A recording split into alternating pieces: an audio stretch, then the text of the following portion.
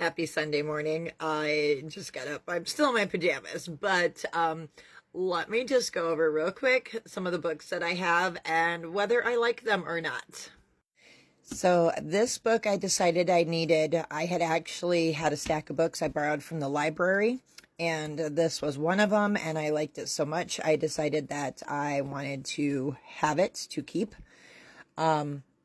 It went right to the area I was looking at last night. So it's got all sorts of minerals, and they are sorted by color. So if you're trying to identify something, it's very helpful. Then if you find it here, then it gives you a page. It's got all sorts of information about all sorts of different crystals. And so like that one, if I find chalcedony, then it shows all the other pages that have it photographed, so then you can see different colors and stuff. This book is specific to North America, so some of the stuff it covers you're able to find, from other countries. It does give you instances of where it is found here, and then countries it might have been commonly found from. But otherwise, if it's something that's not found in North America at all, it's not in this book. And it gives different kinds of the different rock formations and stuff. It's full of all sorts of good information and has a really nice complete index. Makes things easy to find. So highly recommend that one. While looking for that book, I also found this book, which this one had some pretty good reviews on Amazon. It was from the Smithsonian. Oh my goodness. It is just kind of an interesting book to read. It tells all sorts of basic information and then gets into some of the more specific stuff. But this is kind of one that you could actually just go through and read. And then once we get farther back, then we have, oh, here we go, different crystal structures, different things by color too. So, also an interesting book. Don't know if it's necessarily one you would need, but it is very interesting.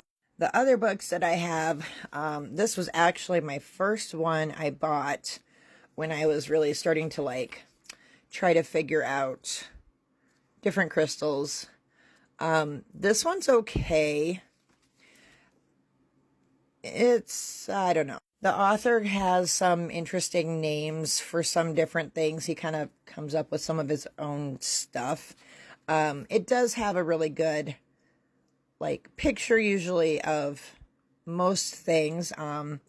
This was a good one for, I have this Hollandite quartz, so I found that kind of interesting. But then most of the information is about the metaphysical. So not a lot about the actual crystal, the mineral.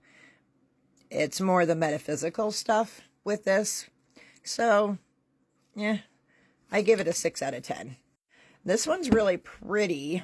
It does have nice photos and lots of good information. Does tell you where things occur at, so that's helpful. The downside to this one is it is kind of limited. It's only 300. And as we all know, there's over 2,000 rocks and minerals and crystals.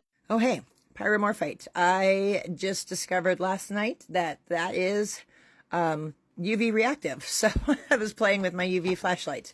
And I just discovered that pyromorphite lights up really cool. So, some things I've never heard of, except for in this book. But, anyways, nice pictures and lots of information. But, overall, I'd give it 7 out of 10. This book is really nice. This one is 9 out of 10. It has absolutely gorgeous photos in it. It shows what kind of crystal structure you're looking for with those minerals.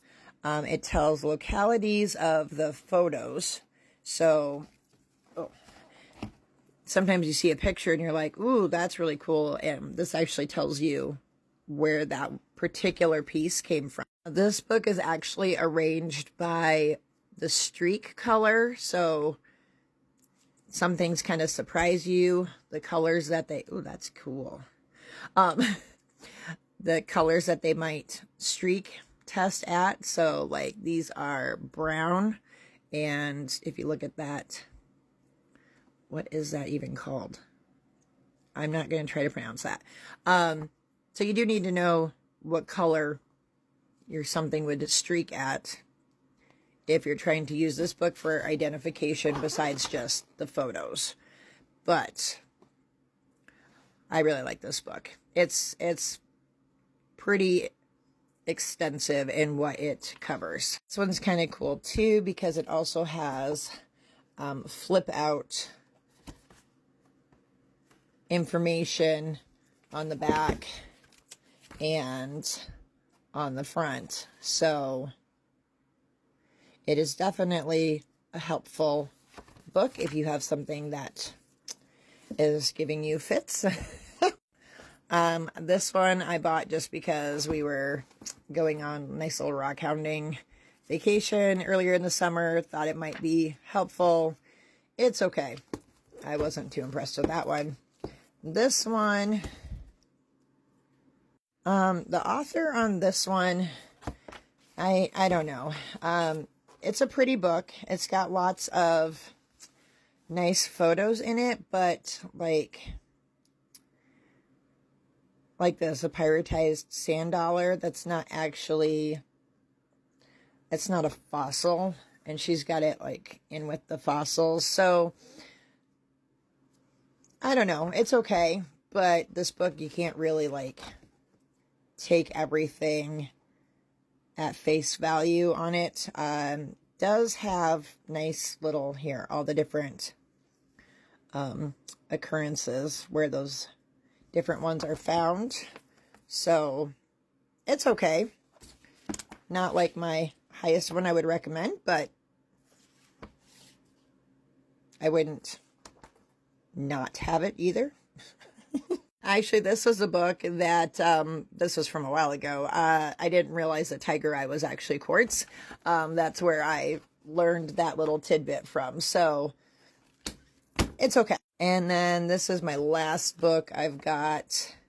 It's all right. It's more about just, you know, looking at rough rock if you were out collecting.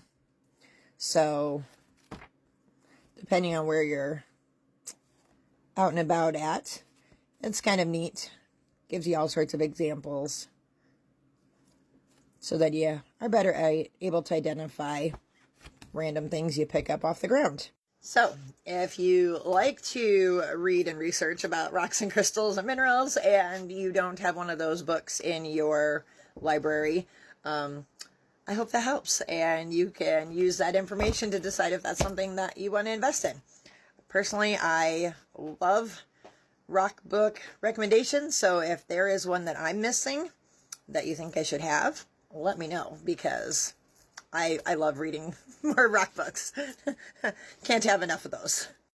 And now I gotta go get ready for brunch with my grandma, and we're having show and tell today with all of my UV reactive rocks that I got from Crystal Habit. So y'all have a good day. Happy holiday weekend. I personally get to labor all Labor Day weekend, but see y'all later.